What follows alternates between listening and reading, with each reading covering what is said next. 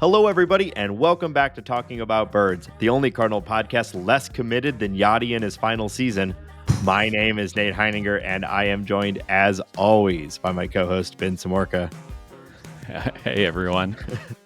And this week, we are talking about the Cardinals rotation. We're going to check in on some of the rumors that have been swirling around the Cardinals, and we'll take a look at the rest of the hot stove.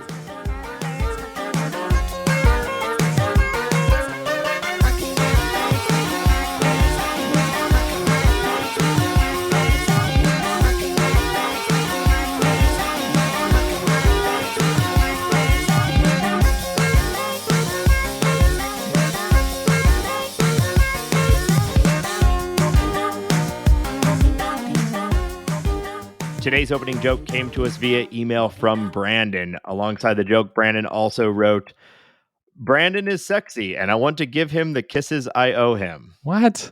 So there we went on air. You read that on the show? Hey, I'm committed. If you have an idea for the opening bit, tweet or email us. Talk about birds. We'll read it on the show.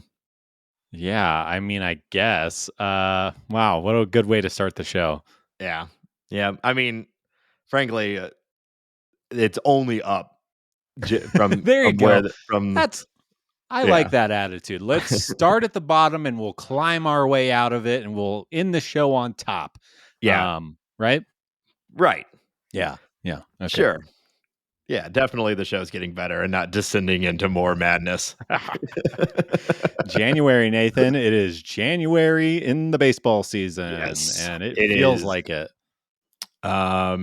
It is both hot and cold out. All the windows are open in our house. Really? In January. Yeah, it's beautiful here right now. I woke up to 2 inches of snow. We shouldn't do no weather talk. No weather talk. We need to make that a rule. No weather talk. Who cares?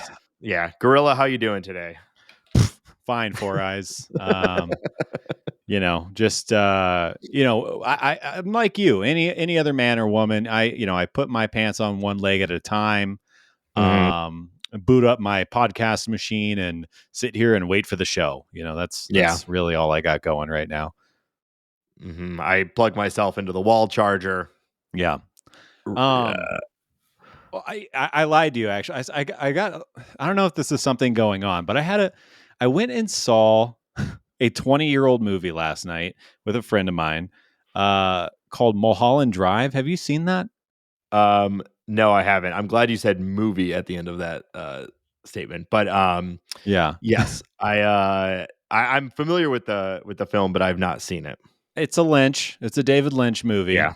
I don't want to spoil it because it's really bizarre, or because it's really good. But it was really bizarre, is what I meant to say, and it left me. I've kind of had it like stuck in my craw a little bit. So I'm feeling a little strange today, a little, I don't know, maybe like I got borderline personality disorder, or a little violent, or a little vengeance filled, or something like that. I don't know, but that I got to the Alamo Draft House a little bit early, had a couple of cocktails, and then watched this film, and it's kind of got you on edge. Yeah, I think I'm a little off today, or maybe not even off, just like a little. I don't know. I don't know where my what direction I should be pointing in. It's strange. Well, we don't really know what on looks like for years yet, so I guess for now that we'll just what I get. Yeah, this is sharing my life with you, and you jump down my throat. There's a new Alamo Draft House just opened here in St. Louis. It's like really close to our house, so we haven't gone yet, but we're going to really soon. I'm very excited about it. Are you a David Lynch fan? Have you watched much David Lynch before? I have I've never watched a single episode of Twin Peaks, but I would consider myself a fan. But I don't know if I was in like a David Lynch fan group and I said I've never watched an episode of Twin Peaks, I think that they would say you should take a hike or go watch that show. If there was a fan club I'm sure there are fan clubs for David Lynch. I have to assume that the sort of ticket to entry is having watched Twin Peaks, which you don't need me or anyone else telling you that you should watch it. You're probably aware at this point that you should watch it. But I am a big David Lynch fan. I love the original Twin Peaks. I think I'm one of the few that generally enjoyed the Twin Peaks new season that Yeah. came 5-6 years ago. There were parts that were nearly unwatchable, even as a fan, because it's Yeah. just so absurd that it's like kind of hard to put words to it. Much smarter people than me have tried. But generally, like Blue Velvet, another Yeah. fantastic film. I don't know if you've seen that, but Seen I Blue Velvet. Yeah, I've okay. seen some of the films, not all the films. But I always I think I am almost intimidated by Lynch movies because they are like Yeah. dense and interesting and weird. And like I'll say Mulholland Drive has like a pretty non-linear storyline. And I will say, so my theory, listeners, if you have seen this movie or if you care about this at all, was it all Diane's fantasy? Tweet at me. Just tweet at me directly at Samorka. Learn me. I was reading an Entertainment Weekly article. I was like, what the hell is going on? But is it all Diane's fantasy? Is my question that I'm asking Yeah.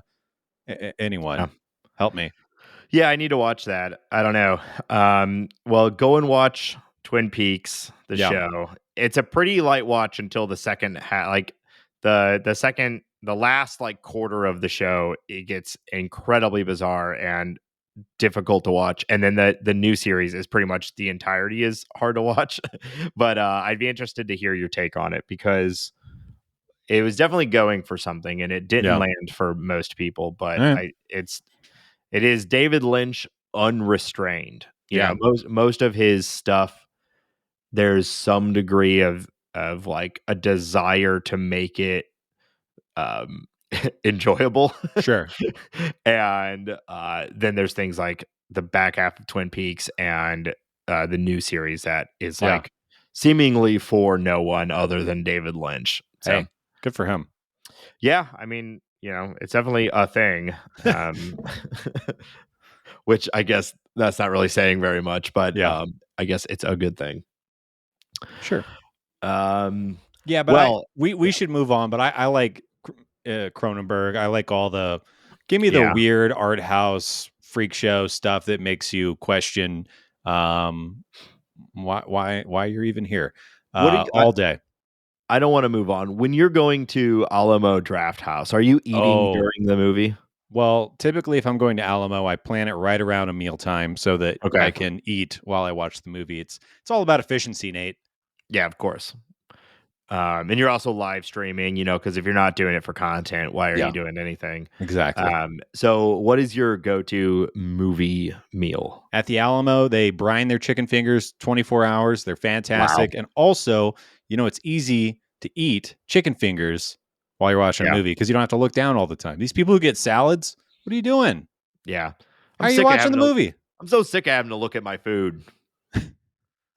Yeah, you just dip it in the cheese sauce and you shove it in your mouth, and nobody can see your face because it's dark. So you just wipe up later and have your wet naps. Just turn around, rub your face on the chair. Yeah, yeah, and a couple of cocktails. Daddy always needs his medicine. Jesus. All right. Now can we move never on? mind. I regret. Yeah. I regret bringing Thank you. this up. Daddy's thirsty. Stop. You don't dig deeper. Abort. Get out of here. Okay. All right. All right. Let's talk about Cardinals. Yeah.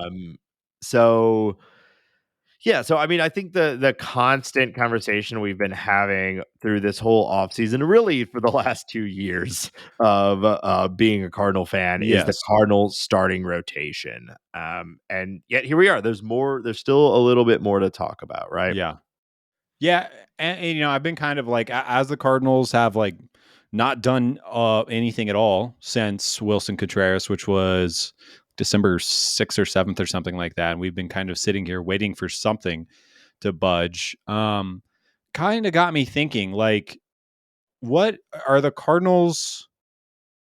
Are the Cardinals maybe looking at the rotation in a way that fans and maybe a good chunk of the rest of the league are not looking at are looking at the rotation like, or sorry, do the Cardinals have a different perspective in the way in which teams should be using their rotation that is more in line with the Rays, for example, who I think are, they're a model organization in one way, and that is getting, the most value out of the least dollar. And one of the ways that they've done that is that I don't want to say that they've punted on starting pitching, because they haven't done that. They have some good pitchers. Corey Kluber is he's a solid 3-4 that they signed last year. The rotation should be led by Tyler Glass now this year, who I think is above average. Shane McClanahan, I think one of the best young pitchers in baseball. McClanahan, and that is true, but they have invested very, very little money in Shane McClanahan. He is making minimum wage. I'm saying guys that they're actually investing dollar amounts to. Gotcha. I think, of course, any team in baseball, if you develop a Shane McClanahan, that's just how you want it to go. But the decisions that they're actively making outside of drafting. So it got me thinking, are the Cardinals, are we maybe overvaluing the rotation from a fan perspective? And also what I was thinking about that, or sorry, what was kind of leading me to think about that was obviously the example of the Rays, but also the idea that every single year since, I don't have the year in my mind, but let's say over the past 7 or 8 years, the starting rotation, league wide, the starting pitchers are covering fewer and fewer innings, and the bullpen is covering more and more innings. And we are seeing people shuttled from the minor leagues to the major leagues to spot start, to pick up some innings in the bullpen, a la Jake Woodford, Dakota Hudson last year, the way that, the Cardinals have been utilizing that. So I'm kind of blabbering and wandering on this statement, but I'm curious, do you think what I'm positing makes sense? Do you think that I am giving Mozeliak and crew too much credit? And I guess I'll say one other thing before I hand the mic over to you. Sorry, but we do share one mic.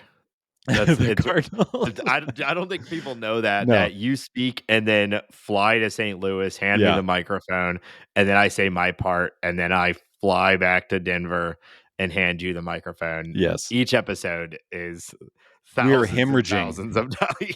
So hemorrhaging please money. Please check out the Patreon. Yeah, please. Yeah, Daddy's got to pay for these flights somehow. Stop calling yourself Daddy. Hey, you get tequila, I'm getting Daddy. That's my thing. Oh, tequila. What I was going to say is the Cardinals have the offense at this point and last year, and I think we can assume into next year, the offense and the defense to maybe make up for that. So maybe it's this whole kind of thought process that obviously Mozeliak isn't sitting down with the podcasters and bloggers and saying, "Hey guys, this is what we're doing now," or whatever your weird impression of Mozeliak is. Hey, it's me, Mozeliak. Yeah. So when you think about it. Yeah, when you think about it, ultimately, we're ultimately pretty comfortable. All right, sorry, go on. Yeah, so I know I just said a lot of words to try to round out that idea, but what do you think of that point of view? Do you think I'm onto something? Do you think I sound like a conspiracy theorist? What is your thought on what I just said? I think that it's fair to assume that Mozeliak and crew have a very thoughtful reason behind the decisions that they've made around the starting rotation. I think we would be incorrectly assuming too much ignorance or naivete from Mozeliak and crew if we truly think they're sitting at in their little suites, their little offices, thinking, boy, we have a suitable starting rotation that's going to last all year and serve the purpose of the starting rotation as we think of it. I don't think they're thinking that. Yeah. So there must be some other calculation that's coming in play that is making them feel comfortable to go into the season with what we have. Now, again, we don't know, there's a bunch of rumors and we're going to talk about those in a minute. There may still be augmentations coming to the starting rotation that will render some of this moot. But if we go into the season with the starting rotation as is, which we have for the last 2 years now, if not more, gone in with questions in the starting rotation. I think we have to accept the fact that this is something that the Cardinals feel is a calculated like intent. Because it's not just like fans. It's not like everywhere you look, the Cardinals have a projected middle of the order at best rotation. And Yeah. that's assuming health. Like, even if the 5 guys are healthy, it's still a middle of the order rotation. If we get 200 innings from everyone who's projected to be a starter, we're still like, cool, we probably end in the top 10 to 15, you know? So I think there's something. Now, is it what you're saying that they're thinking that we're thinking about starting pitchers in a totally different way than the rest of the league, and every time we get shit for thinking about starting pitchers differently, like they just don't understand. They just don't get it. We're Yeah. ahead of the curve on starting pitching. It could be that. I would say if it's that, they're not doing a good job at it, because 2 years in a row at the trade deadline, we've had to go and buy a bunch of scrap heap pitchers, which like just But I know it's kind of worked, right? but they've given up very little. Yeah, I mean, the best player they gave up was Harrison Bader. yeah, And I think we're all a fan of that trade, even though we right, like Bader. yeah, So they haven't, like, they have given up, but they have not like backed up the Brinks truck or sold yeah, off on any high end prospects. All the high end prospects are still there. Bader, again, I think this podcast loves him, but is a little redundant at this yeah, point with the center field options that are on the big league roster and in the minor leagues. So yeah, I don't know. yeah. I think the other alternative here is that they just don't think any of the starting pitchers that have become available in the last year or two via free agent are worth the cost.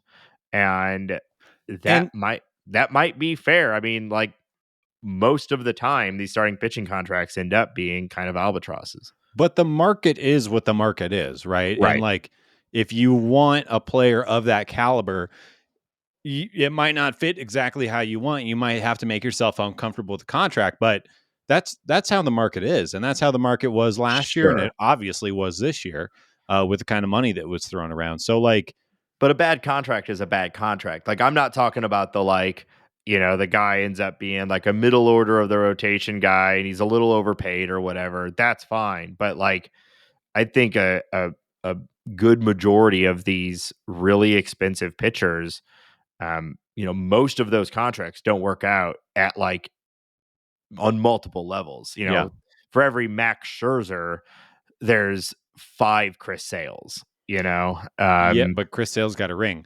So yeah, no, I think you're right. So it could be a mix of all those. It Yeah, could be they think we're approaching the starting rotation differently than is classically assumed, because we have elite defense and we should have a top of the line offense that makes up for our mediocre defense or mediocre pitching staff.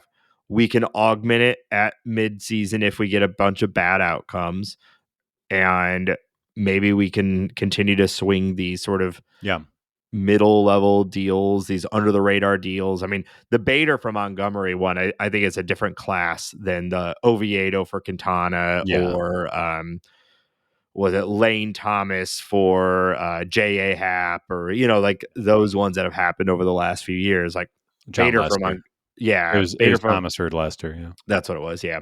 Um, Bader from Montgomery was actually like 2 teams just trading value of depth, yeah.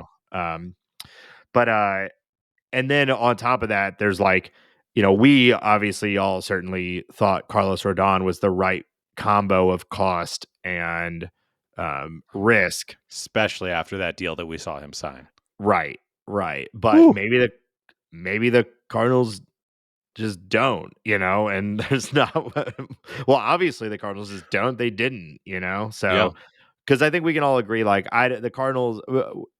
The Rangers signing DeGrom, that's cool. Like, I'm glad that they did it. I don't know, like, if it's going to be a good contract for anyone. Like, a lot of times signing these big contracts for pitchers just don't work. Not even on like a mediocre level. They just yeah. are bad.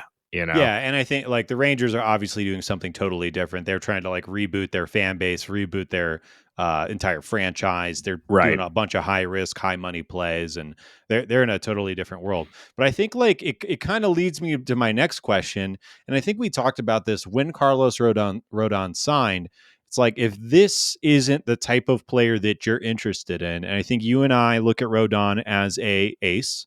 Like Right. he fills however you define an ace, he fills an ace. I think he is probably a top 3 pitcher in baseball right now, with everything. Obviously assuming health. Right. But you look at the projections, everything like that. So that makes me say, do the Cardinals need an ace? Because if they're not going to go get Rodon for that price with his skill set, makes me think that they're never going, or with the current mindset, they are not going to go buy an ace. So I want to ask you, do the Cardinals need an ace to be competitive? And I think we believe right now they'll be competitive in the Central, to be competitive in the playoffs is what I'm saying. Yeah. And then I want to ask you on top of that, is Jack Flaherty that guy? If the answer is yes, no, or in between, like can he fill that role? Do the Cardinals need it? Is I guess what I'm trying to ask you. Yeah. On your first point, I'm sitting here trying to think of like other times that we know about the Cardinals truly pursuing an ace level pitcher on the free agent market. And the last one I can remember was David Price. Yeah. And there were I mean, this was fully reported on. David Price said, I went to play golf thinking I was going to be a St. Louis Cardinal. I had said yes. And by the time my game was done, I was a It's round when you're golfing. what It's what I round say? What did I game. say?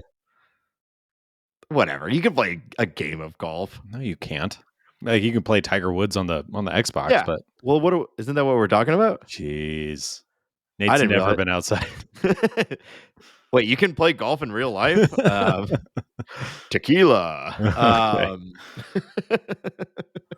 Uh, and Price fits into a very specific mold that we've seen the Cardinals actively pursue, which is basically a young, high level free agent. That's like the only guys that they go after for Sure. these big time contracts. And Rodon is 30, so it's like they seemingly will not do that. They Right. like them young. If Carlos Rodon was 26, maybe they're in on him. Well, yeah, But he also doubles that yeah, of guaranteed. course. Yeah. But like we've seen it, the Cardinals with Hayward, with Price, with Stanton. That's the only time we've seen them out there. Like All players that they did not get. They could not close the deal. yeah, but it turned out all good choices, right? So You never know. well, of course, we don't know for sure, but I think But Price, Hayward have been not really good for like 5 or 6 years. Stanton, maybe it would have been awesome to have him as a Cardinal. I think yes, it's easy to say that, but I don't think you can just say one for one Sure. because Hayward was bad with the Cubs, he would have been bad with the Cardinals. Like it's a whole different set Yeah, of circumstances. So of that's all course. I'm trying to say. And They pitching still yeah. refuse to go over, like I said, and I think GMs have said this all winter. You do have to get uncomfortable to sign these high end guys, and the Cardinals have never done that. Right. No, when you got freaking Arenado, who will apparently likely have thrown away like $200 million or something to accept his opt out or his opt in. That is looking from a financial standpoint. That is looking worse and worse with every one of these mega deals that get signed. Yeah. I think he very likely cost him self $100 million by saying no or by opting in instead of hitting the free agent market. You're probably right, but we've talked about this. Like when you sign a $260 million contract, do you think about money anymore? You're done, right? But I get both sides. Yeah, it depends on the person. But anyway, so to your other point, is Jack Flaherty the guy? I sure hope so. I don't know. Like it's like we basically got a all-time elite half a season from Jack Flaherty. Right. And everything clicked. Everything looked great. And then since then, it's just been injury after ineffectiveness, like when he's been healthy, quote unquote, he hasn't looked great. A lot of the peripherals still kind of line up to be okay, but even some of those have looked pretty rough over the last 2 years. But maybe that's all an extension of these injuries and Yeah. just like not being able to get back into consistent form and consistent shape. Because I know that's a big thing for pitchers is being able to hit your routines and do the same thing day in and day out. And he clearly has not been able to. So we don't really know what like a fully healthy, fully in form Jack Flaherty looks like.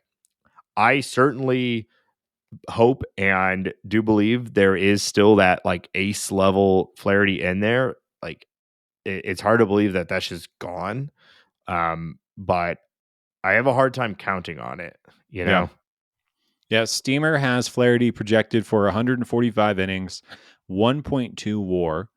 Um, Yeah. Obviously not great. And the starting pitching power rankings have Jack Flaherty. This is on Fangraphs. Have him ranked as the 184th most or best starting pitcher in baseball right now. So Yeah. yeah, I I mean, think and it's that's fair. Like only Cardinal fans are like, hell yeah, Jack Flaherty at this point, yeah. I mean, it was 2019. That was the last time that he's really been a solid, effective pitcher.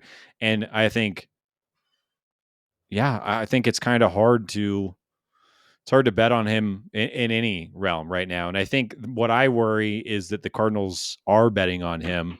Um, but that being said, maybe you don't need an ace to be effective. Maybe you just need 7 or 8 arms, which in early or late last year in late December, that's what Mozeliak said. He said that is our strength. We have 7 or 8 arms that are competitive.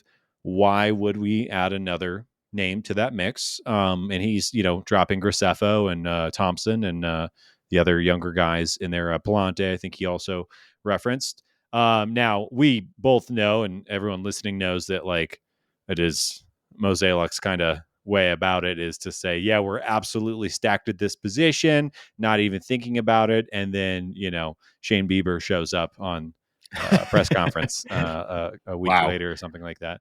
But yeah, no, I think that's interesting. Let's move on. I did want to bring up something from our conversation last week. We were talking about Cardinals extensions. And I think I was saying Tommy Edman, get it done before spring training. And a buddy of mine, Dylan, shout out Dylan, texted me a thought. And I was, as soon as he texted it to me, I was like, oh, yeah, duh. No, the most likely extension candidate is Jordan Montgomery.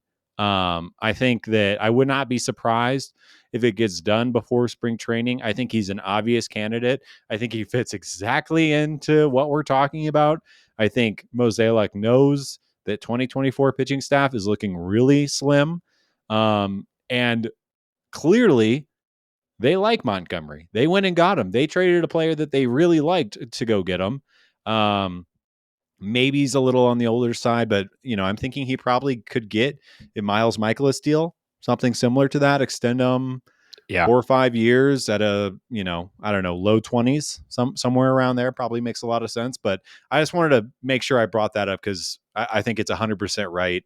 And he's the most likely candidate. Yeah, no notes. I agree. Now, most likely, I don't know, but like maybe most obvious. Yeah. And I don't know if there's a huge difference there, but like it certainly seems like they absolutely should. I think we're all projecting a pretty big season from Montgomery this upcoming year, a full year with the Cardinals.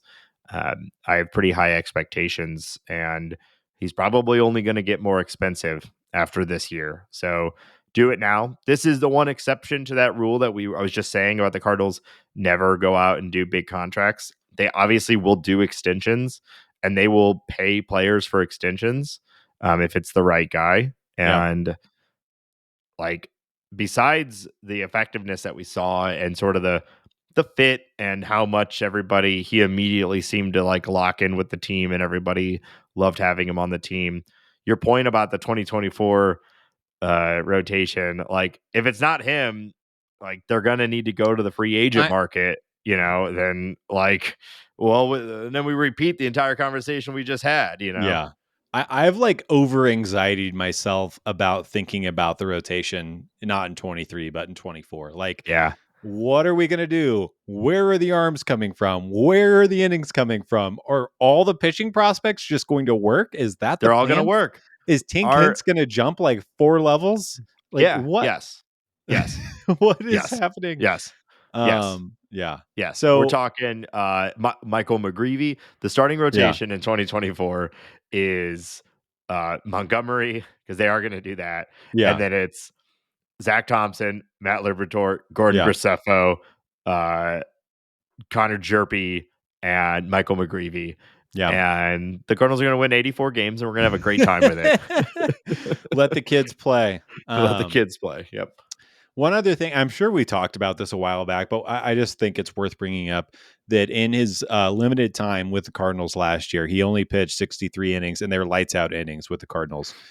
His strikeout rate jumped by 1 point. He went from 7.5 to 8.5. His home run rate dropped by 2%. His fastball gained a mile per hour, and his FIP lost an entire run.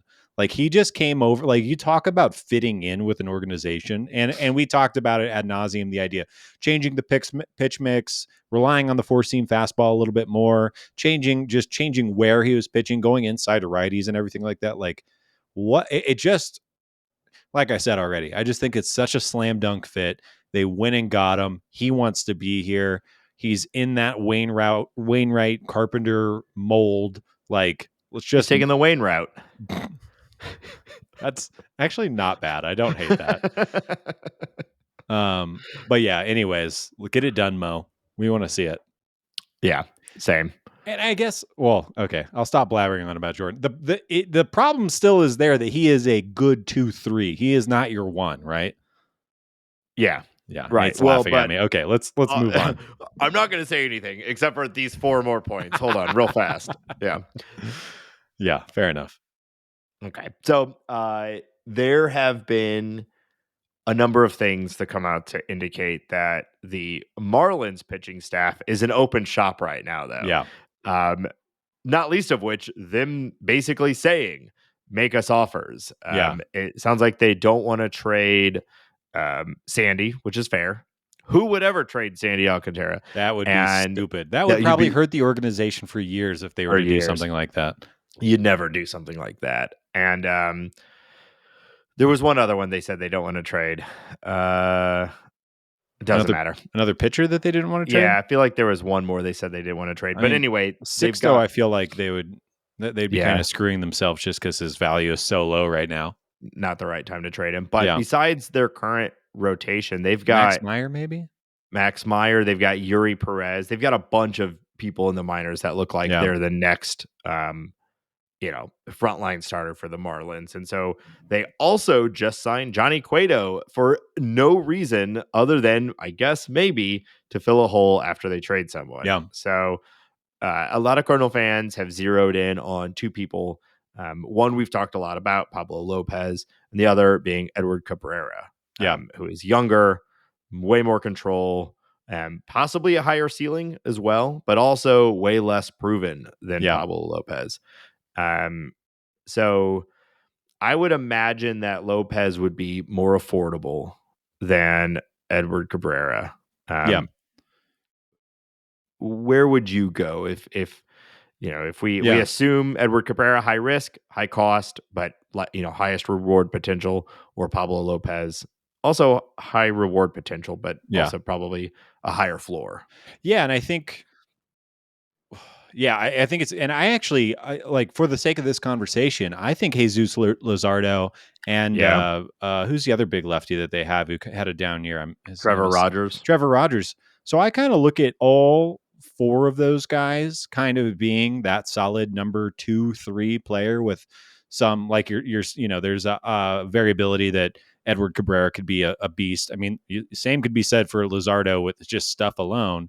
And Pablo Lopez. Like, Pablo Lopez is the oldest name on that list, and he's going to be 27 in a couple of months. Like, he's still a baby. They're still, finding their own. But I do think that they're a little, like, Pablo Lopez has the track record Edward Cabrera doesn't, but has the upside. I do think that they're all kind of really, really even. With Trevor Rogers kind of piquing my interest just because he had that year in 21 that was so impressive, and we know it's there. So my interest is kind of, I think any of them would help this team. I don't think any of them would be the number one on this staff. I mean, they might by default, but we're talking about like an ace and like kind of trying to define that. Um, so all of that being said, it really depends on like who you want to give up, because I think if you're talking Edward Cabrera, like the conversation starts with Nolan Gorman, and you're not getting anything less than that. It's going to be Nolan Gorman. I think that you can likely make a trade with the Marlins and hold on to Jordan Walker and get one of those names, but that's probably one of the few guys that you're holding on to. And I agree with you. I think it's probably, and I don't know, should we throw Max Meyer and Sixto into this conversation? Like we'll say Sixto is probably not going to be traded, but Max Meyer and Edward Cabrera probably the two most valuable, and then Jesus Luzardo and Trevor Rogers and Pablo Lopez are one step down just because of control. Do you think that that's a fair assessment? Yeah. And I doubt you are getting Max Meyer either. Yeah. You know, I don't see why they would trade him right now. Still rookie status. Well, You know, I I think, mean, yeah, the reason they would trade him is because they would get like Gorman and Wynn and yeah. Burleson and change their offense overnight. But you would have to pay a haul for him, and you'd be paying a haul for a guy who's been in the majors for like 5 minutes. You know, I think he has under 100 innings in Who, Max Meyer? yeah. Well, he did 6 innings in the majors last year. Yeah. I thought it was Um, more than that. no, I mean he had at AAA he had 58 innings, Yeah. and then yeah, I mean he has pitched 160 roughly just Yeah. professional innings, and he just skyrocketed to the Yeah. majors. Third overall pick a couple Yeah. years back. So So um, So I yeah, guess he good. the problem that I'm having here is like part of me is thinking about the Cardinals competitive window is now, with the age of Yeah. our stars and kind of how you're looking at that. And then part of me is weighing that thing that we were just talking about of like what does the rotation look like in 24, 25, 26. So like in my point of view, I think it makes sense to go get a high end guy that you can have for a while and just pay out the ass for it. Go get your guy. It's Edward Cabrera. The other part, like, who's going to help the Cardinals tomorrow the most? Pablo Lopez. Right. I think that's 100. I don't even think it's close. I think he is the guy that you can go trade for him, and you can call him your one or two. He'll give you close to 200 very good innings, and he might get better. Like I said, he's not even 27 yet. But I don't know. Like I'm saying, like what do we have? Do the Cardinals have a number 1, 2 in the minors right now that could reasonably take over that for the foreseeable future, or do you go find the guy outside of the organization from the Marlins? I I know think I'm like that talking probably, in circles yeah, around this. I Yeah. know. I think the answer comes back to how I felt from the beginning. And maybe I'm just, digging in on the opinion that I've already created, but I really feel like Pablo Lopez is the correct answer to all of these questions. You Yeah. still have 3 years of control. So it's not like it's a rental, and 3 years with a pitcher is an eternity. And every year he has gotten better, and Yeah. he's going into his age 27 season, which is entering peak years. You're getting him for 27, 28, 29 peak pitcher years. He's gotten better every year. Yeah. It's exactly how this is how most pitchers develop. Yeah. Most guys don't come into the league in their early 20s and dominate. Obviously it happens, but most guys are good. Like look at Max Scherzer, and I'm of course not comparing him to like directly comparing him to Max Scherzer, but Max Scherzer for most of his 20s was like good, competitive. Everyone knew he had it in him, and then it finally clicked in his like late 20s, and now he's a first ballot Hall of Famer, right? Like that's actually how most pitchers develop, and everything about Pablo Lopez to me screams the standard development for a pitcher going into excellence. Yeah. And if he stays what he is, 180 innings, right around 3 WAR, that's super valuable too, and they need that. So it seems to me that makes the most sense. You could gamble on one of these other dudes and hope they ascend quickly and we solve the sort of ace problem. But if not, they're right back in the soup with all the other dudes that we have that have high expectations but aren't there. And we paid everyone for them, and I don't know. I mean, it'd be a lot of fun. Don't get me wrong. Hell yeah. Go and get Edward Cabrera, or I'm a big fan of Jesus Luzardo. I think he looks great too. Just like arm talent, like crazy. Jesus Lizard, great nickname too. God, is that what they call him? Yeah, that's you good. Never heard that? No, I like it though. Yeah. So I'm like, I'd be happy with any of them. Don't get me wrong, but it just seems to me that Pablo Lopez is the right choice. He's solving for tomorrow, and possibly really solving for 24 and 25 if he ascends in the way that it looks like he could. Yeah, no, I think you're right. Like if I can wave a magic wand, it would be Pablo Lopez. And I'd be extremely happy with that. But I will say before we move on, like any of those 5 guys that we talked about would really fit the Cardinals well. I'm buying into the Trevor Rogers bounce back story. I think it's going to happen. I think he's too good to not. So we'll see what happens. I just don't. Trevor Rogers and Sixto, to me, it's like, why would you trade them right now? They're at such low value. Yeah, unless you just think they're not coming back. Well, Sixto is a bit of a headache. I wouldn't be like totally shocked if the Marlins were like, who we don't want to deal with anymore is the guy that lies to us about his workouts or where he is when we're trying to prescribe XYZ to him. Maybe I don't want a high end player that is fibbing or who whatever. Also doesn't want that? Who? John Mozeliak. But the Cardinal way, Nate, he'll fold right in. Oh, sure, yeah. He'll fold right in. Wayno will take him under his wing, and George Kissel. Pick him up by his bootstraps, play an acoustic guitar. Hell yeah. I'll just say George Kissel again, and then we can move on. Who also would not be a great fit for the Cardinals? Yes. Trevor Bauer. Yeah. Let's just. I don't even want to spend too much time on this. The only reason I even want to bring it up is because I see people talking on Twitter and on other social platforms like, what's the big deal? Get the guy. He served a suspension. I don't want him. I don't want to. I honestly, I don't want him so bad that, like, I don't want to say I'd question my fandom. I would do everything in my fans' power to argue against that, to reach out to the club. I don't want to watch this guy's face for 32 games a year. I don't want him to be in the aura of the Cardinals. I don't want to read the story about how he sat down with Oli Marmol and Adam Wainwright and they figured it out, and they figured out how he could be a Cardinal and how he's not going to be. I don't want to read any of that. I don't want to be a part of it. I don't care about winning enough to kind of, I don't know, sell my moral compass off for a year or two or however long he would be with the Cardinal. Like, I just don't want it at all.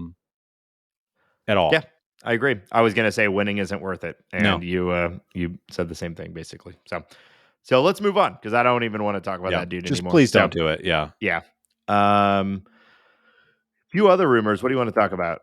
Well, I thought we could make fun of Jim Bowden's rumor. And I guess, like, when you can we it's, if you're not familiar with it, do you have it in front of you? No, I could pull it up though.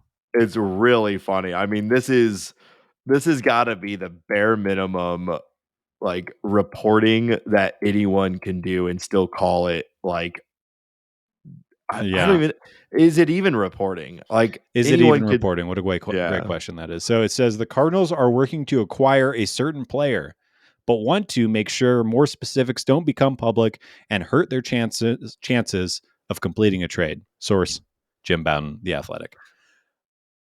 Cool, thanks So, guy. so what does that mean? So I guess like when these types of rumors happen, I guess like the first question is like, do you believe there is any information in there at all, or do you believe he is fulfilling an assignment and he has to get his article for The Athletic done? Yeah. I mean, the I do believe him that the Cardinals are involved in trade discussions. Yeah. And that's all that thing is saying. Yeah. I mean, that part about like, they don't want it to get public because it could impact the negotiations. Yeah, they're doy. That's every trade. Right. That's what I mean. I know like with modern reporting, it'll frequently be like, oh, the Cardinals, Blue Jays, and Mariners are interested in X player, da da da da da, and the only reason that ever is out is because the front offices want it out, Right. But there's constantly discussions going on between teams that neither side wants out for a variety of reasons. So reporting that the Cardinals are involved in a trade discussion that neither side wants anyone to know about is one, yeah, obvious. That is probably always like GMs are always talking to each other. Yeah. Teams are always talking to each other. And two, the least verifiable like rumor of all time, because he's saying the Cardinals are involved in something, but don't go asking them about it because Yeah. they don't want to talk about it. So And you don't don't try to tell him check. I told you what I don't Yeah. know. So don't it's like it's a nonsense Yeah. tweet, which is funny. And I guess like okay, if we take it super literal, super right now, this is a unique moment, then it means the Cardinals are involved in some degree of serious trade talk, Yeah. which is cool. We kind of assumed like that's just what they're doing all off season. But I guess it's nice to know they're not just doing nothing, but Yeah. I didn't think Yeah. that in the first place. Yeah, I know. And it's so funny. It's like almost perfectly written in a way to like he knows how Cardinals fans are. We're psychopaths. We'll read and reread everything and speculate wildly. It's almost like he perfectly formulated that to like pique that and cause Yeah. ire and frustration. But And yeah, the image on it is just like a silhouette of a head with a big question mark in it, which yeah, is like also like a Google default image search sort of right. thing. Is like all of it is meant to be as nothing as possible. Yeah. Yeah. So anyways, hopefully it's a pitcher. I think the long shot is who I already mentioned, Bieber, which would be a blast and a half, and the Indians really, or the Guardians really need help with their offense, and the Cardinals could help them with that. But I think more likely one of those 4 or 5 pitchers we were just Yeah. talking about with the Marlins. And I know you are a huge fan of Justin Bieber, so this would give you, sort of that synchronicity between Yeah, your music tastes and your baseball tastes. yeah, I could easily justify that trade. I think. Is that a Bieber reference? I think he has a record named Justify, which is like the dumbest. At first, I thought you were making like a Justin joke, but maybe that's it. Justin. Yeah. No, Okay. Bieber fans tweet at me. Is that? I'm not even going to look it up. Is that a record? Um, 2 other names. I did want to. I saw one of these names have been kind of talked about a little bit online. Edwin Rios, who is a free agent, and also Tyler Naquin. I wanted to bring both of these guys up because they are left-handed hitters. They can play multiple positions. Tyler Naquin pretty much limited to the outfield, but they're left-handed hitters. They have some pop. They don't provide that much else. I guess like Tyler Naquin has a nice arm that you could put out in right field, but he's not a defensive replacement. And I kind of wanted to make the argument. I think either one of these guys, I'm just very pro as we've talked about for months at this point, I'm very pro just raising the floor. And I think either of these guys, I think really Edwin Rios probably fits the bill a little bit better than Naquin just because he can play either corner and he's got big power in his bat. Now that big power comes with a lot of swing and miss and like not very much on base and really not much else other than power. But I do think that is, I just don't see the Cardinals going at any of the other higher end guys. I think this is somebody who can be probably brought in for almost nothing. And yeah, I've just pulled up his fan graphs in front of me right now. He's got a 70 raw power rating. And I that's saw the that kind of thing too. that gets me excited.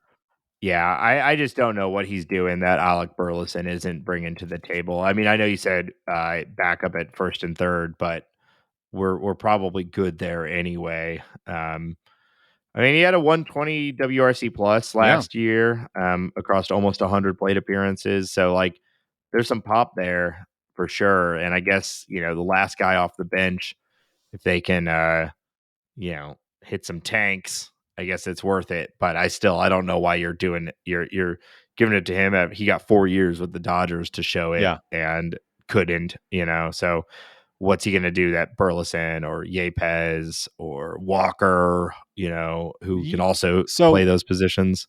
I disagree with that because he had very limited playing time. I'm very aware of that, but his WRC plus over the last 4 years since 19, and again, very limited playing time, so take it with a grain of salt. He had a 160, he had a 143, he then had an 11, and then, like you just said, last year 120. That 11 though, that 11 isn't good. That 11 really stands out because it brings his average career to 95. It does. 112. His career is 112. That's still an above average hitter. That is. Like the Cardinals offense is strong right now. I just think this to me is the perfect kind of depth piece. This is the kind of depth piece that obviously the Dodgers have. The fact that you could pull somebody up who's either in high or in AAA or on the bench, and he can put together a reasonable at bat and scare you a little bit with the opportunity for the long ball. Just I don't know. I would prefer the Cardinals aren't going to make a big splash. I would rather them throw 30 quality bodies at you than bet on these kids too much. But again, I probably won't happen. But a name that should be invited to spring training at the very least. 30 quality bodies sounds like a David Lynch film. David Lynch should make a baseball movie. That would be great. We probably don't need to talk about Tyler Naquin then. Yeah, he broke out with Cincinnati to a certain degree. He had an okay year last year. I think he's probably a better hitter than he showed last year. He had 93 WRC plus. I think he's probably a little better player than that.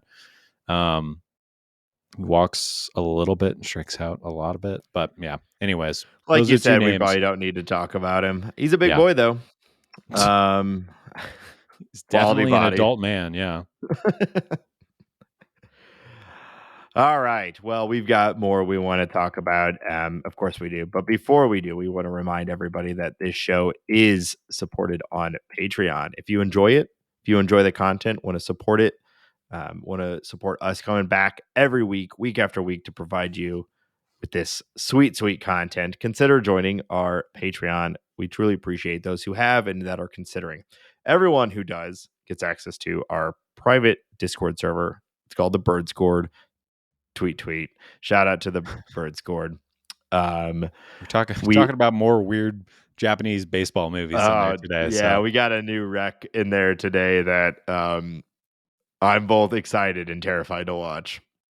Apparently Jubei baseball, he's back. Yeah, we've got more Jubei, which I didn't know I needed in my life, but I definitely do need more Jubei. And yeah, it's just a great place, cool people, and we'd love to have you there. Patreon.com/talkingaboutbirds. Also consider leaving us a review on your favorite podcast platform. It helps. Then if people want to find us on our social meds, where do they go? Just delete Twitter off your phone.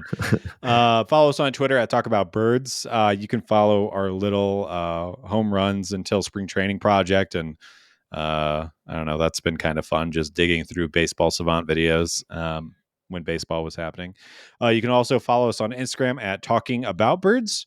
And per usual, you can email us questions, thoughts, musings, I don't know, critical insights, jabs, personal attacks, talkaboutbirds@gmail.com.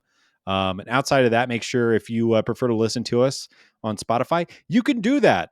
So check us out on Spotify, podcast apps, review us, all that good stuff. And I'll reiterate, come to the Bird Scored. It's been great.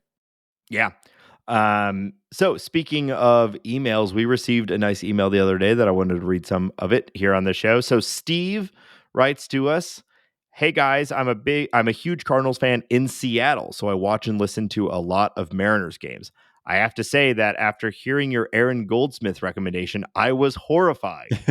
Here's what really bugs me about him. Every other word is some sort of baseball metaphor. It's like he tries to jam as many of them into one paragraph as he can, and it feels like the game gets lost because he's trying so hard to sound like every great broadcaster that came before him. He can also get a little bit over the top when a good play happens." So he goes on to add some more context and says some nice things about the show. So thank you, Steve, in Seattle, for writing in. The subject matter of this email was, or the subject of this email was, Aaron Goldsmith, please no. So I wrote back to him saying, of course, we should have known Ben's recommendation would be bad. So thank you, Steve. I love that we're getting to the point with this show where we can make a take about something in Seattle, and a listener in Seattle wrote to us. So that's awesome. You know, we had our opening joke came from a listener, and we had this email from a listener. So we really love that interaction. And please tell us why Ben is wrong. We want to know. Yeah, and I'll say, like, you know, it's like the way Steve framed that, and obviously, like, I'm just gonna I trust his opinion over mine. I've watched a handful of Mariners games, and it sounds like he watches a lot more. And I will say, based on his description of Aaron Goldsmith's style, that would drive me absolutely nuts. I think what you and I think most baseball fans and modern fans in particular want somebody who is conversational in the moment, aware of what's going on. And it sounds like that's the complete opposite of what we're looking for. So I am off the Aaron Goldsmith train. You convinced us, Steve. I mean, honestly, like, I don't want to listen to that. That shit drives me insane, especially like, you know, he's talking about like the Joe Buck was able to weave those stories and those witticisms and those baseball sayings or whatever in seamlessly. And if it's something that a fan is noticing, and somebody who is a Cardinals fan first and a Mariners fan second, like that's just bad. So I'm canceling my subscription. I'm sending it back. No soup for you. Is there any other stupid phrasing I can put in there? When the chips are down. When the hens come home. I won't give that 110%. Yeah. See what I did there? That's what Aaron Goldsmith probably sounds like. Oh, I see. That was good. That was layers. Okay. All right. Yeah. Thanks for the email, Steve. Yeah. Thank you. All right. Let's talk about the rest of the hot stove. What's been going on? Yeah. Ben, you wanna run down this list? Yeah. I mean, while the Cardinals have been quiet, things have been happening in the league. We finally have a resolution to the Carlos Correa saga, which I think this podcast slightly mildly called that this would happen. Yeah, we did. I think we said he's going to end up back with the Twins when all this was coming out. Yeah. So Carlos Correa, the Mets, the Mets didn't even really tell him off. They offered him, let me see, I have it in front of me right here. I think it was 6/157. The Mets were going to fully guarantee him 6 years, $157.5 million.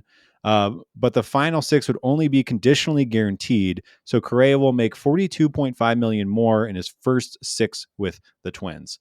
So there was a piece that came out recently with the Mets deal. The Mets deal also included that he would have to get a physical after every year, and Okay. he'd have to pass the physical, or the contract would be nullified. Yeah. So every year a physical. So there's I clearly there's something yeah. really wrong with Carlos Correa's leg or I whatever would it is. wonder if that would even get through the players union. I wonder if they would let that fly. We won't know now because it wasn't signed Yeah. or attempted to sign. But anyways, Carlos Correa, 6 years, $200 million, lots of escalators. He could make up to $270 million. There are options. There are all kinds of different things he can do to add to that. But really, $200 million guaranteed, 6 years. Obviously, we don't know what's going on with his ankle. We do know it's his ankle. But I have to say, this is an absolute win for the Twins, even if there's a season or a season and a half of him being injured and requiring surgery or whatever it might be. I mean, this is a team who clearly doesn't have the financial might of the Giants or the Mets or whatever coasty team you want to talk about. And they go get a top, what do you like, top 15 player, top 10 player in baseball? When he's healthy, he's arguably a top 5 player in baseball. He has the highest WAR per 162 of like anybody other Yeah. than, like a Mike Trout, So, for a small market, quote unquote, small market team, like the Twins, yeah, it's a huge win. I mean, it's only secondarily as surprising as when the Twins signed him in 2022, Right. So I think it's cool, I guess. Like it's all such a weird thing. I will say I'm happier that he's on the Twins than him being on the Mets or the Giants. Yeah. This is a win for the Cardinals also. Yeah. Everyone in the NL, Yeah. get them out of here. And it's And far more interesting, right? yeah. Yeah. And the AL Central is, I think, kind of an open, it's pretty wide open. Yeah. And the Twins have been going for it year after year, and kind of like a Cardinals way, kind of a conservative approach, but they're clearly, obviously they're willing to do this, and they were willing to sign him last year too. So Yeah. I yeah, mean, it's been interesting. the Twins need some help on pitching, but you have to like their position player group, at least to a certain extent, especially with Correa coming back. And we've talked on this podcast about how much we love Byron Buxton. So hopefully they can link up. And I mean, Yeah. like you said, the AL Central is open for the taking. So go Twins. Yeah. Really, really interesting. And Yeah. we'll just see where this goes. I mean, obviously, I hope he's healthy. Obviously, Yeah. there's a lot of mixed emotions with Correa because of all of, massive cheating scam and all of And that. lack of contrition. Yeah. There's a lot of reasons to not like Carlos Correa, and that's Yeah. fine. But like on a just on the field level, like Yeah. he's one of the best in the game, and you want him to be healthy, and you want to see like a team like the Twins that put it out there and sign a guy like him. You want to see them rewarded for sticking with a guy. Yeah. That said, I do think it's really funny they're putting out like he's home, all these things. And it's like he's signed 1 year with you, and then you like very clearly we're not going to sign him. And the only reason you're doing it is because you're more comfortable with his physical than everyone else, and you're willing to pay him for it. Yeah. It's not like this is some franchise icon that Yeah. you've like worked to retain through extreme measures. He like fell back to you. Of course they're going to spin it in their way, but it made me laugh. MLB social media intern is not an easy job, Nate. Okay. So good for that person. He's home. Yeah. Speaking of being home or retaining players or whatever you want to call it, Chaim Bloom, we've given him a ton of crap. Maybe me more than Nate. It's been a little pointed, but Chaim Bloom does his job and he retains Rafael Devers. It was reported it was 11 years, 331. I think what it's actually coming out to be is it's a 10-year, $313 million extension on top of his salary that he'll make next year or this upcoming year, 2023. He'll make 17.5. But either way, they back it up. They give Devers honestly more money than I think he would have gotten in free agency. I find it a little bit crazy to give who I see as a first baseman over $300 million. That being said, his batted ball profile is like if you could give a character in MLB The Show, the video game, about a ball profile, you'd give him Rafael Devers. He hits the ball hard, harder than almost anyone. He sprays the ball like crazy. And he probably hasn't really even tapped into his potential yet. I think he's 26 years old. And yeah, they have him until he's 37. So I think this is probably a good deal. It may be a slight overpay. Maybe I'm overthinking the positional flexibility aspect of it, but good for the Red Sox. I mean, more importantly, good for Red Sox fans. They get like again, why would you pay Devers this kind of cash when you wouldn't pay Mookie Betts this kind of cash, who's like a tremendous hitter and also one of the best defenders in baseball? I don't know. But credit is where credit's due. I mean, to be fair, Mookie Betts is, now over 30, and like, I think he's still a tremendous hitter, but speed was a major part of his game, and that's clearly declining on Mookie Betts's front. And Rafael Devers is a like classic masher, and it's not going to really matter where he's playing. Ultimately, he's there to hit, and they're also banking on 10 years from now, 30 million or whatever being like, they're hoping at 32 he's still slugging. Like most of these guys tend to age, it's Paul Goldschmidt, it's like they might be having their peak seasons at 32, 33, and at that point in 2030 or whatever. If you're going to say I got to spend $300 million on a player, I would take Betts over Devers. That's just how it is. I see what you're saying. Like I said, you could not ask for somebody to hit the ball in a more desirable way than Rafi Devers does. Yeah. But he's a first baseman. And if that bat starts to slip, if he starts to strike out, he's not worthless, but he's not an MVP level player like Mookie is. Mookie is what? He is, how old is Mookie? Mookie's going to be 30 next year. So he's 4 years older and is still doing everything that you want him to do. I know he's taken a little step back on the stolen bases, but he's still probably the best right fielder in baseball. He hits home run. He does. I mean, everyone knows Mookie Betts. He's amazing. Yes, he is. I'm a huge fan of Mookie Betts, and last year he had, one of his better seasons. So it's. I'm not saying he's like declining or anything, but I think what I would probably say is that Betts is a better overall baseball player. Like, he does everything, and he plays a premium position, or can't play at a premium position. But Devers might be just a better pure hitter, but that might not be fair to Betts, who's also a fantastic hitter. But it's like different profile types. It's like Freddie Freeman, versus like Ronald Acuna Jr. Like, you're taking Acuna, who's better. Exactly. Yeah, you're taking Acuna because he's doing everything. Yeah, but you're also pretty freaking happy having Freddie Freeman on your team too. 100%.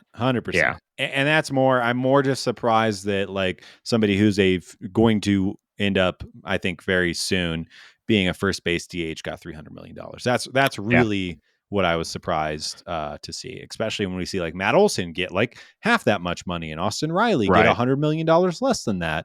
And he's probably a better defender at third base. And I mean, Nolan Arenado, obviously it was a few years ago at this point, got 260, which is less than Devers. And I would say I would take Arenado over Devers. But anyways. I agree with all of that. That is all. It's interesting. He got so much more than multiple dudes who comp equal or arguably better than him. So good for Ravi though. Yeah. Absolutely. Okay, we'll move on. Actually, we're not going to move on too far. We're still going to talk about the Red Sox. Trevor Story underwent a brace surgery on his right elbow, his throwing elbow, earlier this week, meaning that he's going to be out.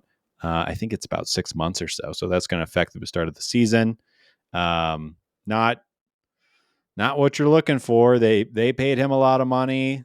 They didn't retain Xander Bogaerts. I'm going back to being critical of Chaim Bloom again. And, if you're paying attention to Trevor Story before he left the Rockies, and definitely if you're paying attention to him last year, you saw his arm really, really, really start to look worse and worse. And then this happens. kind of just speaks to the Red Sox not making a ton of sense to me. I know I've seen, like, to bring this back to a Cardinals lad, I've seen people talk about how, oh, this means they need Paul DeYoung, right? Which is Yeah.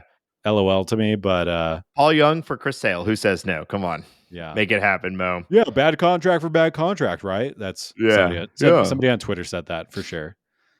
Yeah.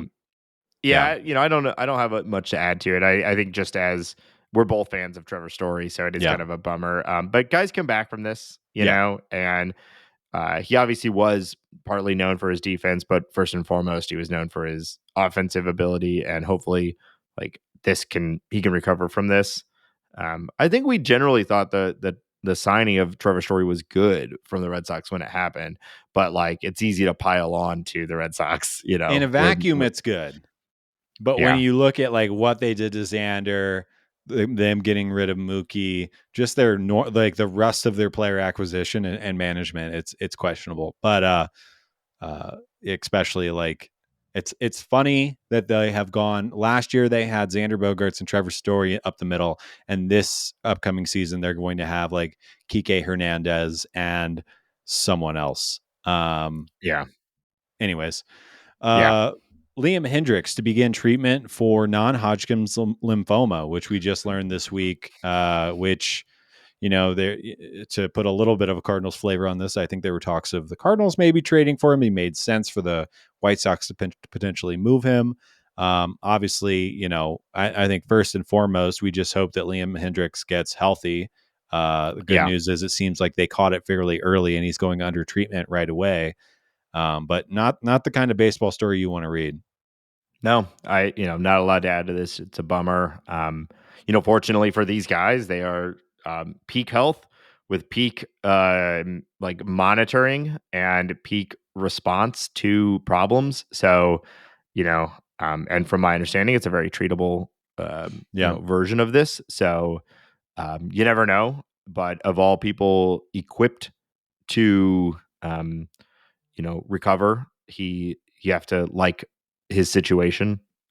So can't control it, but he seems to have a good, response to it. He's such a cool dude. We all love Liam Hendriks. So wishing the best for him, a speedy recovery and get him back on the mound. Yeah. Now, we talked about this signing a little bit already, but just to put a pin in it, Marlins signed Johnny Cueto, $8.5 million. Probably would have been a good draftee in our free agent scraps big money draft, but that money goes nowhere as far as we're concerned. Just super strange. It only makes sense if they trade someone. Yeah. The Nationals sign Cardinal legend Corey Dickerson for $2.5 million, kind of just adding to their island of misfit toys over there in National Land. Yeah, the Dickerson era has come to an end. Don Mattingly joins the Nashville Stars group in a push for an MLB franchise. It seems, I think we are really getting close to an expansion team, and I think it's going to be Nashville and Montreal. But seeing Mattingly join is definitely interesting and definitely makes me think that timeline is shorter than longer, I guess. I don't know how to phrase that, but yeah. Manfred has said it's a priority to expand the MLB. So after they fix the A Stadium issue and the Rays Stadium issue, he keeps saying that too, which I don't know if anything's going to happen with that, but we'll see. But Nashville it's would be obviously fun. happening. Yeah. It's obviously happening. And Nashville makes a lot of sense. Yeah. And it's close to St. Louis, which would be good for you and Cardinals fans. Yeah. Be fun if they were a National League team. Although I guess balanced schedule, it doesn't matter. They could be anywhere. Yeah. MLB reinstates former Braves GM John Coppola. Coppola.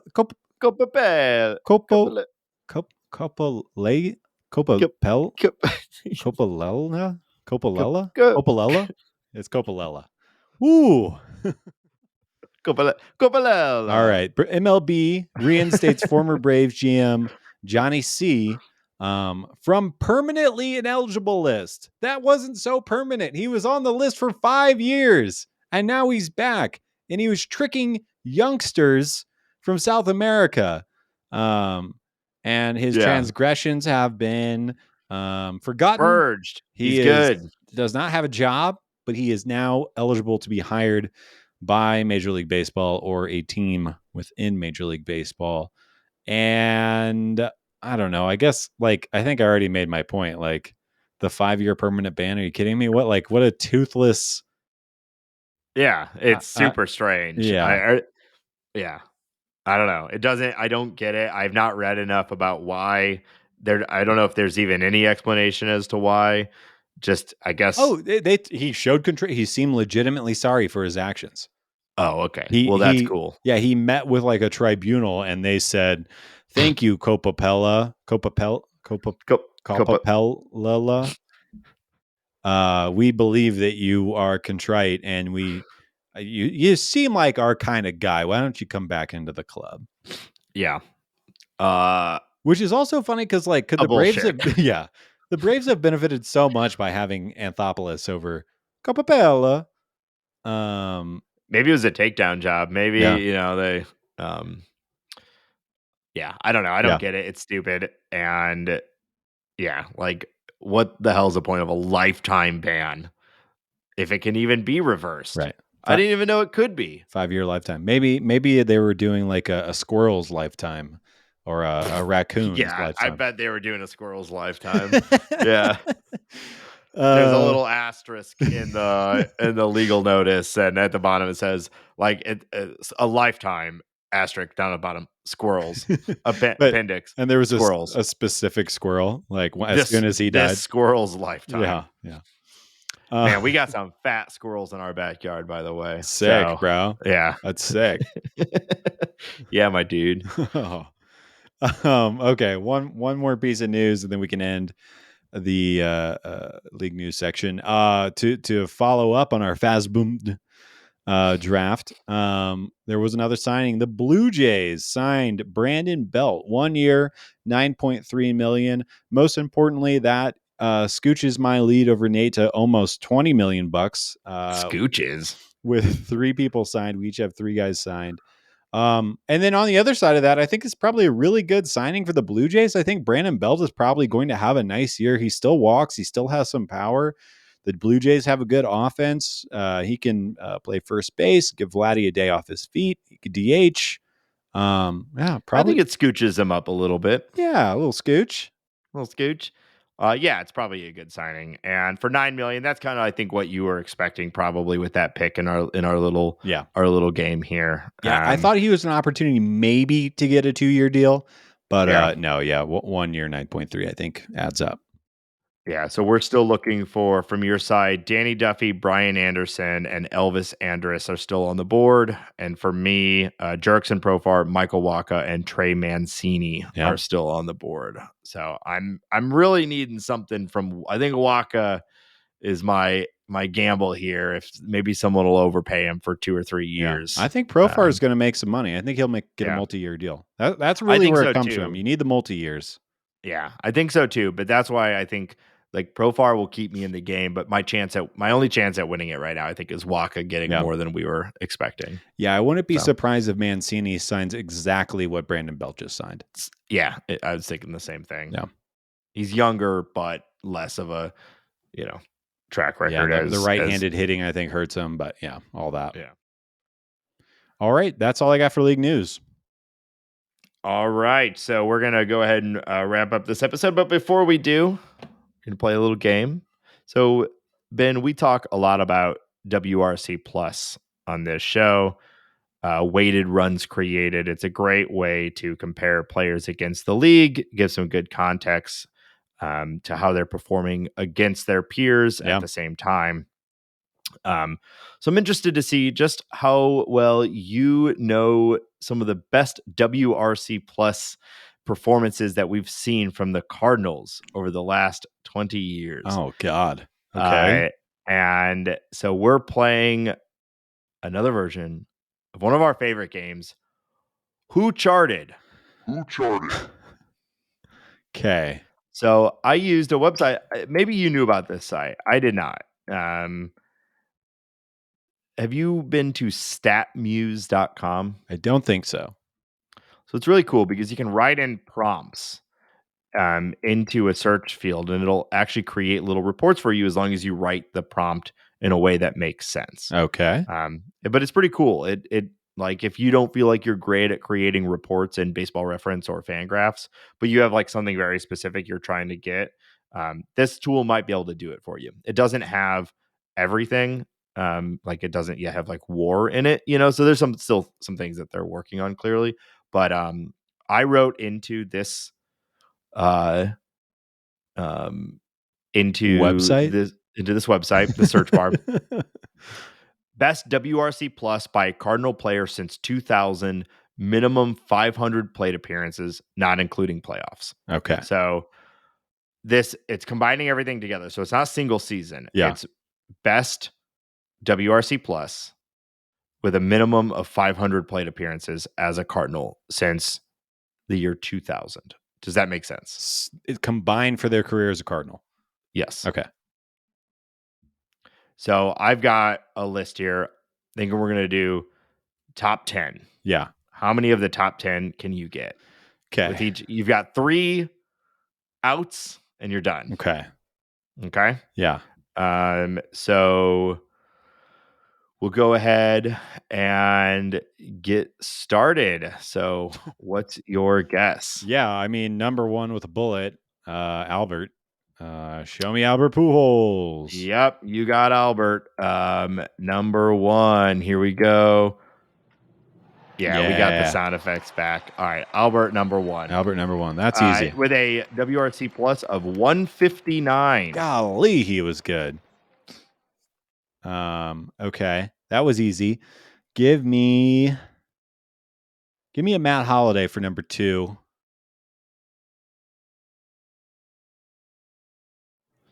There you go. There you go. So slow on the. Shut up. You think you'd be ready to hit the cheer button for me? I clicked right next to it. I clicked right. What happened was. So Matt Holliday, number 6. Oh, I thought he'd be number 2 with a 133. 133, nice WRC plus. Jorb Matthew. Let's take another Matt Carpenter. Matt, show me Matty Bobo. Yeah. What? Yeah, those last years, really hurt him. Now, to be fair, let's see. He is 5, 6, 7, 8, 9, 10, 11, 12, 13. He is 14th. Wow. Yeah. I am flabbergasted by that. With a 120 WRC plus. Okay. Show me. What was the first year? 2000? Yeah. Show me Jim Edmonds on the board. Yeah. Jim Edmonds. Texterson. Number 5. Yeah. 135. I thought he would have been a little higher than that. Okay. Let's do. Future Hall of Famer, Scottrick Rowland, please. Scottrick Rowland.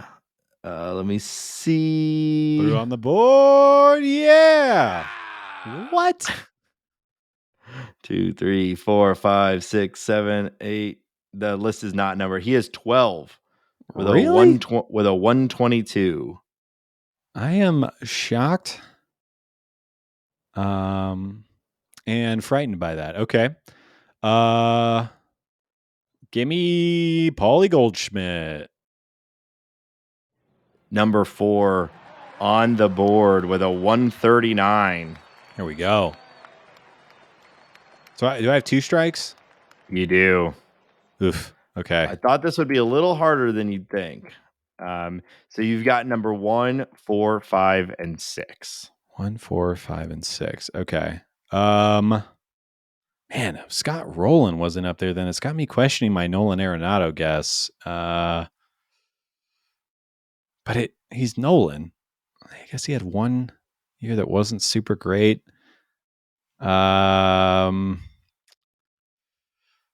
Oh, okay.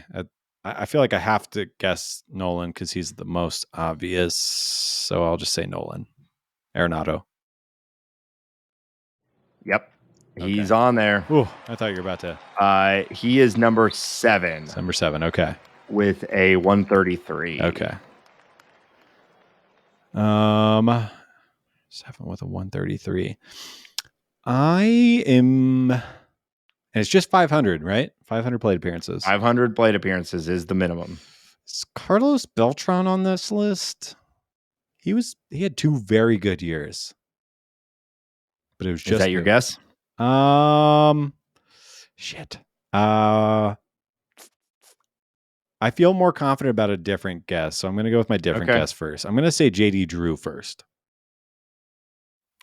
Nice. That is one that I was not sure if you were going to get. Okay. So he comes in right after Nolan Arenado. Yeah. At number 8. Okay. Then I want to go Beltran. I feel slightly more confident now that I got JD out. God bless it. Are you kidding me? Beltran is like number 15 or 16. Damn. Can I make one more guess? Sure. Oh crap. Is Edgar Renteria on the list? Edgar Renteria, no. Where is he? Hold on, let's see. He's not even. Damn. No. Really? No. Okay. All right. Here's the list. Yeah. Albert Pujols. Got it. Mark McGwire. Oh, God. Did he? I guess he did just barely break into the 2000s. Yep. Lance Berkman. Lance Berkman had a higher WRC plus than Carlos Beltran? I am shocked by that. Yeah. Goldschmidt, Edmonds, Holiday, Arenado, JD Drew, and then Ryan Ludwig. Wow. And Tommy Pham. Huh. Well, man, okay, I'm looking it up. So, yeah, Mark McGwire played in 2000 and 2001. Yep. And had one very good year and one okay year. Yeah. Wow. Yeah, I would definitely not have guessed McGwire. I thought that there's no way he would creep into the 2000s with that production. But, damn. Thanks, Mark. For nothing. Yeah, that was the most surprising to me as well. And then Lance Berkman being number 3. But I mean, if you think about it, Beltran was obviously awesome, but it was more of like the complete package. Whereas Berkman just hit the shit out of the ball as a Cardinal. I know. As my thinking of my memory, though, is he had one good year and one not so good year. And yeah, I'm looking at it now, and it looks like for his second year he was just mostly injured, but he did still hit, even though he only played 32 games. But wow, yeah, his 2011 he had a 959 OPS. Okay, yeah, respect to Lance. Yeah, 163 WRC plus. All right. Well, in that year. Yeah. So, good for you, Lance. Well, you got 6 out of 10. Yeah, that's okay. I failed. I knew you would not get Ryan Ludwig, but I thought you'd be happy to see him on the list. I do love me some Luddy. Yeah. So, all right, that's going to do it. Thanks, everybody. Another week. We're getting through it. We're just a month or so away from the start of pitchers and catchers reporting, and I think we're all ready for it now that that other sport is done. That I don't really pay attention to, but most people do. All eyes are back on baseball. That's right. It's baseball season. Wait, aren't we supposed to have a Super Bowl? Oh, yeah. The Super Bowl hasn't happened yet. Dumbass. The playoffs haven't even happened yet. Oh, my God. The regular season is done. We don't watch football, if you didn't pick up on that right there. We don't watch football at all. Tequila. Yeah. All right. Thanks, everybody. We'll be back next week with another episode. Again, check out the Patreon, patreon.com/talkingaboutbirds. And until next week, trade for Pablo Lopez. Eyeballs on that. Okay, thank you. Bye.